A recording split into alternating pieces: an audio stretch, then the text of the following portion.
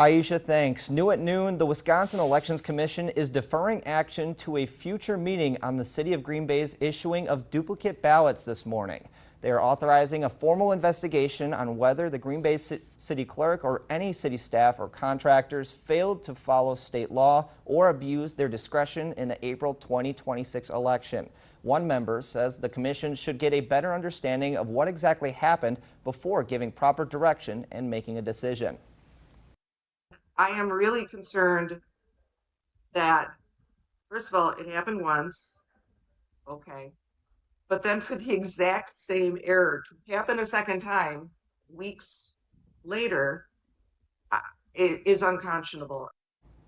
Our Taylor Zebel will have more on this story tonight.